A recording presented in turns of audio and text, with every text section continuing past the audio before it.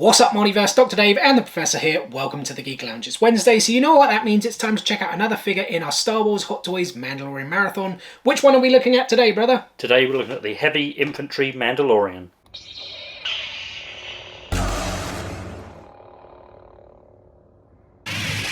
Here we go then, guys. Hot Toys TMS 010, the Heavy Infantry Mandalorian. As always, I'll give you guys looks at the box as well as the cool art insert inside.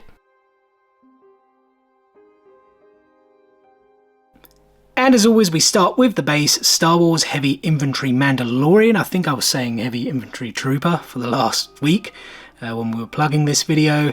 And we're pretty sure it is actually Vizsla, right? Yeah, he's not named. I don't think he's ever named in the Mandalorian itself, but I think he was credited as Vizsla in the third episode, or whichever one it was. Yeah, and I think his name was spelt wrong or something like that. And we'll get more into like Vizsla when we look at the figure itself, but yeah, the base, I have to say, it's a pretty disappointing one. Yeah, I mean, it's just one of the. I mean, it's probably because we've looked at some of the special editions recently, I suppose, but like it looks textured, but it's not. It's just pretty much like a sticker. But then again, the IG-11 wasn't a deluxe figure. That still came with a proper textured. Yeah, but his one was weird because it had footprints that were not his. So, but yeah, it's one of these like ring things, which is also a bit weird because he's a very kind of thick, heavy set. Yeah, it's figure. a very, very big figure. So, but I guess the kind of crotch holder probably also wouldn't work. Right. We'll look at that in a bit more detail when we have the figure, I suppose. Yeah, but yeah, like I said, very, very basic base. Not really much else you can say about it. Likewise with the hands, not much you can really say about them. They are pretty much there for accessories, posing, etc. And you were actually surprised there were so many of these. Yeah, given there's kind of so few actual accessories to actually hold, I kind of thought it was a bit of a strange number, really. Yeah, exactly. There's like 8 in total, so you guys can see 5 here, 2 on the figure. Here is another one, and you actually get 5 total for the right hand, which is this one with the like blue plate, and then there are 3 with the brown plate, which is actually for the left hand. And yeah, when you said there were limited accessories, I mean, this is the first of 3, which I don't know if there's supposed to be a specific name, but it's clearly a blade of some sort, right? Yeah, exactly. I think he may even hold it to the Mandalorian at one point when they're having that argument with the Beskar early on. It's actually a little bit pointy, isn't it? I hit my finger a little bit there, but as always, even though it's a small piece, there's still some nice detail. I guess there on the handle. I don't know, it almost looks like it's got a trigger as well, right? Which... Yeah, it does look a bit weird. Maybe it's like a vibro blade or... Yeah, what, do you think like something comes out of that bit there? Actually, maybe it did. You know when they all come to like rescue him at that point? Yeah, did he not they all sort of pull this out, and I don't know. I can't entirely remember. It's been a while since we watched. Yeah, we'll have to check it and. But yeah, still pretty cool little detail there. I guess no Mandalorian is complete without his jetpack. Yeah, pretty different color scheme to this one.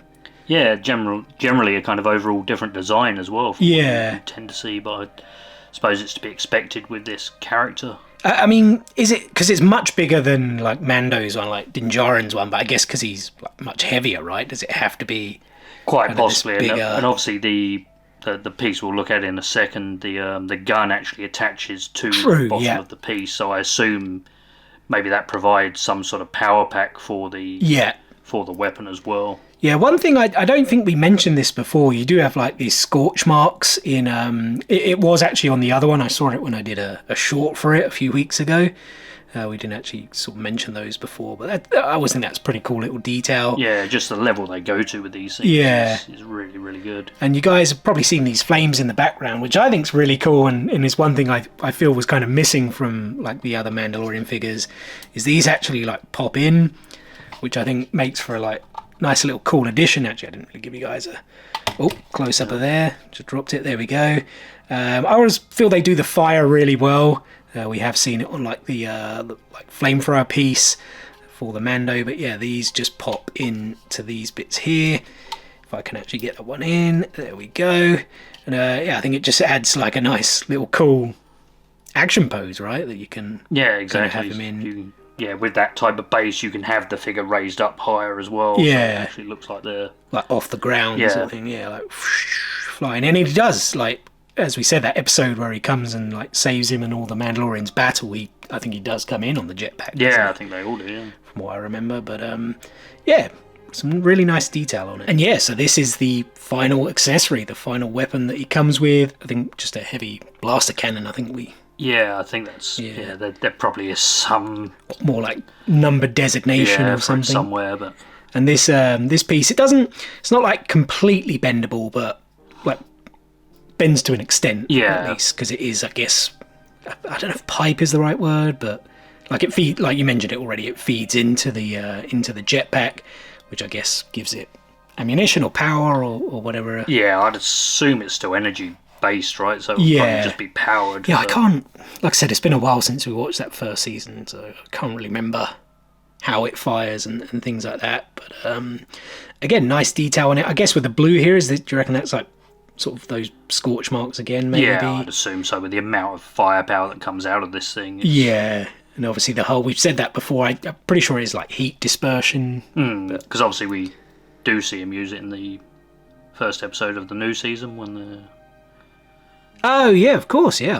Already, I forgot about that crocodile thing. How many of you, let me know in the comment section below, I've seen this meme going around, how many of you thought that was actually Din Djarin's like ceremony? I thought it was. Yeah, we both thought it was, so yeah, I'm interested to know how many people thought, and then he obviously flies in. I mean, it's a bit of a spoiler if you haven't watched that first episode, but it's literally the first 5 minutes, and you should have watched it by now anyway. But yeah, some nice detail on it. I guess, is that the magazine or is that the handle? That's actually the handle, so that moves, so that can actually... Okay. Yeah. Right. It can only go 2 ways. But yeah, if he wants it in a different... Because I guess he holds it kind of like that, essentially, right? Yeah. That's how he would hold this, like, sort of thing. But yeah, and then I guess the strap to go round, because it's probably pretty darn heavy to just keep holding it, even as big and strong as he is. Yeah. Don't know what more we can really say about it. Again, really nice detail. Yeah, I mean, it's a shame we do only get the 3 accessories, but it's not like he's a major main character either. Yeah, I mean, you don't really see a lot with him on screen, sort of thing. I mean, like, there's not a lot of other accessories he uses in the shows. Exactly, yeah. So I guess the Hot Toys is still pretty like screen accurate, let's say. Yeah. And of course we have the figure himself. I'm going to say the word again, cool. It's the only word I know how to really describe things. But like, it is pretty cool, right? Yeah, it's I really like this figure. I actually, I didn't pick it up straight away when it was announced. I kind of regretted that, because it instantly seemed to be out of stock everywhere here in the UK, and even the price on kind of like the third market was really quite high. Was this another Toys Wonderland purchase? Yeah, I eventually bit the bullet and bought it from them, but yeah, because I'd been eyeing this up in the Disney store in London for a while, because they actually have it on display. Yeah, that's true. Yeah, I showed it off actually in that Funko Pop hunt, very briefly anyway, that we did in central London a week or so ago.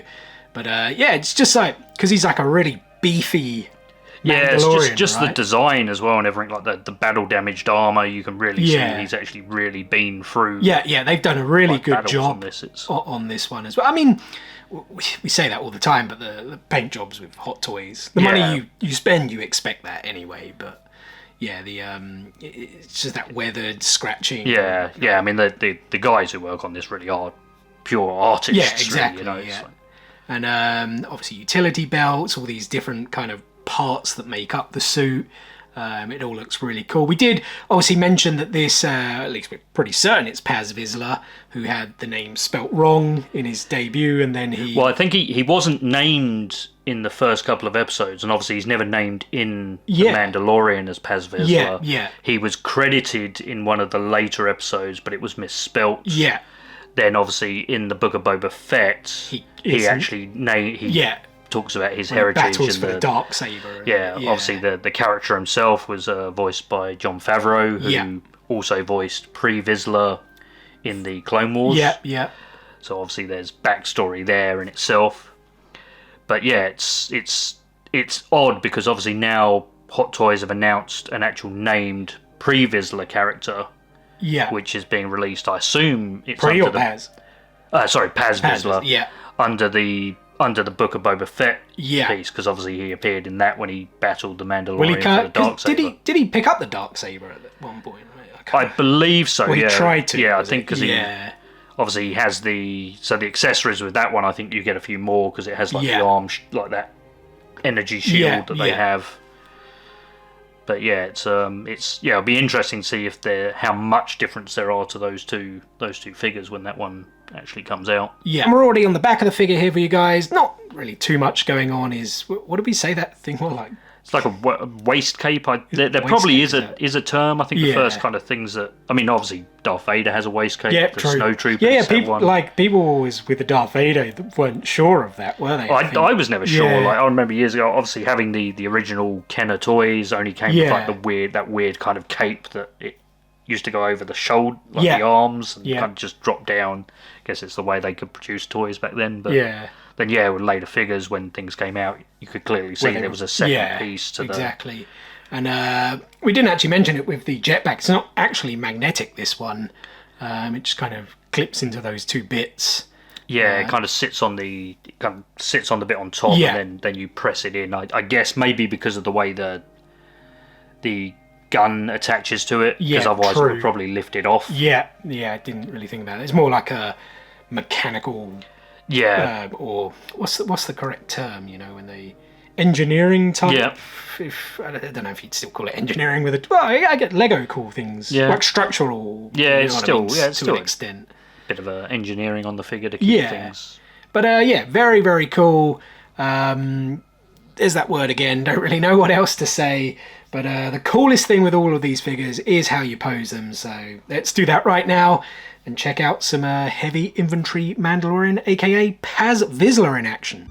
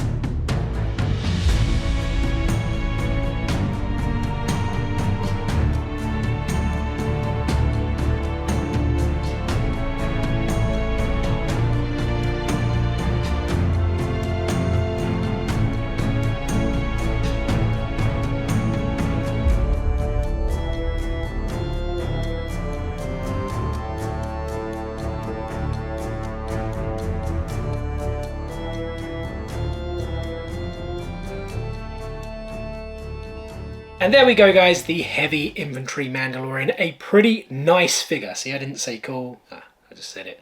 Final thoughts, Professor? Yeah, it's a really awesome figure. Mm-hmm. But yeah, really great one to add to the collection. The level of detail on the armour, the sort of wearing, and you see he's been through battle. I really like that. Yeah, as we said, they always do that pretty well. And although not very many accessories, still cool with what it comes with. Yeah. And I feel this, like, he doesn't, we didn't mention obviously because we put him in the like poses without obviously talking and whatever, but he's like barely hanging on here, so it's very precarious. Yeah, I think that's a good word. Like, you could tip if we like move. Yeah, if we bounce that table, he is going down, but he's heavy infantry trooper, so he's I keep saying trooper, Mandalorian, heavy infantry Mandalorian. So I guess he is a bit heavy. Probably a bit of a crap joke, and we'll probably have to end it on that one. But there you go, guys. That is going to do it for today's video. First and foremost, thank you so much for taking a little bit of time out of your day to spend with us here on the Geek Lounge. It is very much appreciated, and we hope you guys did enjoy the video. If so, be sure to give us a thumbs up. Drop some comments below. What are your thoughts on this figure? And as always, we have plenty more content on the way for you guys. We are, of course, continuing with our Star Wars Hot Toys Mandalorian Marathon every single Wednesday. Which figure are you bringing for us next Wednesday, brother? So next week, we're going to have a look at the Mandalorian Armorer. The Armorer. He has spoken. Make sure you guys stay tuned for it. What is the easiest way to stay tuned, you ask? It's very simple. Subscribe. Hit, click, smash that subscribe button and enable those notifications so you don't miss out on any of our future content. Guys, thanks again for watching today's video. And we'll see you on the next one. Peace out, nerds.